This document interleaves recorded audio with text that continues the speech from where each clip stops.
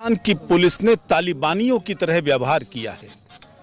रात को 3 बजे घर पर पहुंच रहे हैं, दरवाजे खटखटा रहे हैं, गोली मारने की धमकी दे रहे हैं और उसके जब 2 भाई सामने आए उनको मारते पीटते हुए जीप के अंदर डाल दिया।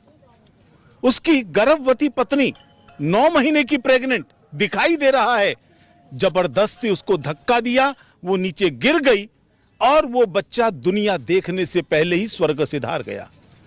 मैं इस हॉस्पिटल के डॉक्टर्स को धन्यवाद देता हूं। लड़की की जान बच गई है, ये बहुत बड़ी बात है। अभी भी वो रिस्क के अंदर है और जिंदगी और मौत के बीच में जूझ रही है।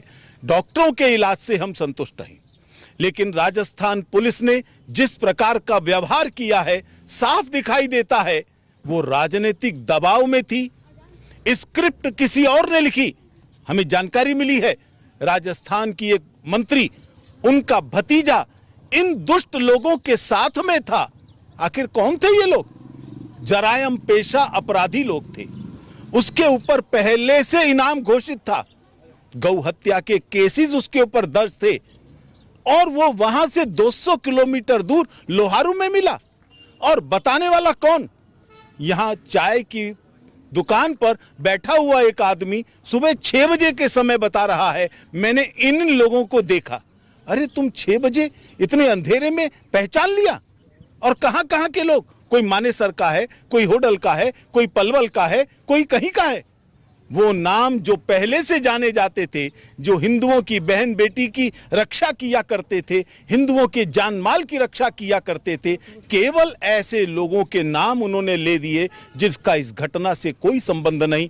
और एक राजनीतिक दबाव, एक राजनीतिक साजिश के तहत उन्होंने इस प्रकार के क्रूर अत्याचार करने शुरू कर दिए।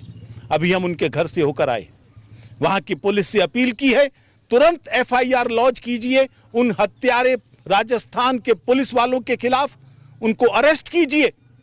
कैसे कल उस बेचारे बच्चे का तुमने दाह संस्कार होने दिया? उसका पोस्टमार्टम होना चाहिए, दोषियों को सख्त से सख्त सजा होनी चाहिए। यह हमारी प्रशासन से अपील है और हम राजस्थान सरकार को चेतावनी देते हैं, हम अदालत से लेकर सड़क तक तुमको घसीटेंगे। तुम अपनी राजनीतिक आकाओं को खुश करने के लिए, अपनी गद्दी को बचाने के लिए, सिर्फ एक मुस्लिम वोट बैंक के खातिर तुम किस प्रकार के अत्याचार करना चाहते हो? यहां का हिंदू पहले से दुखी है, तुम्हारी वोट की भूख उसको और दुखी करना चाहती है। विश्व हिंदू परिषद, बजरंग दल किसी भी हालत में यहां के लोगों को अकेला नहीं छोड़ेगा। हम उनके साथ खड़े हैं, उनके भाई हैं, उस बच्चे की माताजी हैं, वो बच्चा जो दुनिया से चला गया ये उनकी दादी हैं। हम पूरी तरह से इनके साथ हैं और किसी भी हालत में हम दोषियों को बख्शेंगे नहीं। किसी भी तरह की लड़ाई लड़नी हो लड़ेंगे और इसीलिए हमने 22 तारीख को हतीन में एक महापंचायत रखी है। तब तक हम प्रतीक्षा करेंगे राजस्थान सरकार के SSP, वहां के DSP या राम नरेश, जो सब ये कांड कर रहे हैं, बार बार यहां के समाज पर दबाव बना रहे हैं, झूठी गवाहियां तैयार कर रहे हैं, उन सबको हम वार्निंग देते हैं, एनफ इज एनफ। यदि तुम नहीं माने, दोषियों को नहीं पकड़ा गया, तो हम 22 तारीख की महापंचायत में अगली रणनीति की घोषणा करेंगे और ये तय करेंगे ये अकेले नहीं है, पूरा देश इनके साथ खड़ा है। राजस्थान बराबर की दोषी है यहां की पुलिस भी, और इसीलिए आज जब वहां के SHO आए हैं तो उनसे कहा है आपकी गलती ठीक करने का यही एक मार्ग बचता है।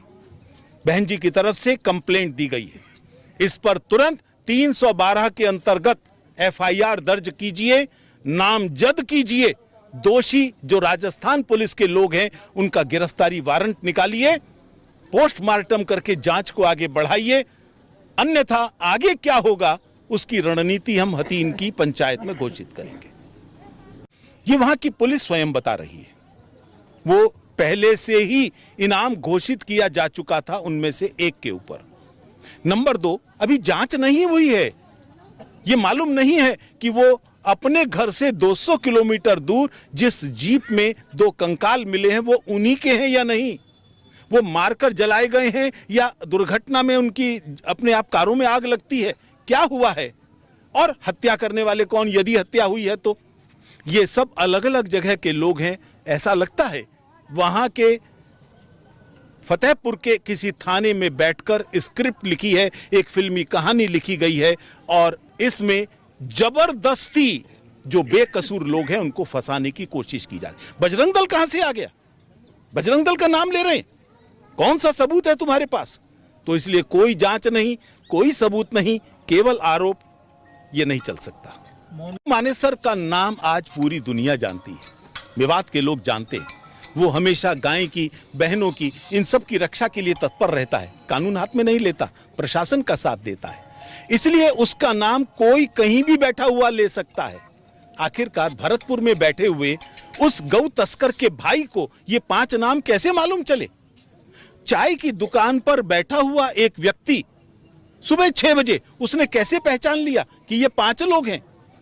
तो इसलिए मुझे साफ दिखाई देता है फिल्मी स्क्रिप्ट की तरह लिखी गई है, एक कल्पना मात्र है जिसका कच्चा चिट्ठा खुलने ही वाला है। पीछे भी माहौल तो मेवात का तब भी खराब था, बल्कि तब ही खराब था जब 100 गांव हिंदू शून्य बने, जब यहाँ की मंदिरों पर, यहाँ के शमशान घाट पर कब्जे किए गए, यहाँ की लड़कियों को उठाकर बलात्कार किए जाते थे।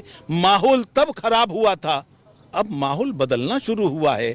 मुझे लगता है ये अच्छाई की ओर जा रहा था, लेकिन वोट बैंक की खातिर इन लोगों ने फिर बिगाड़ दिया है, ये उचित नहीं है।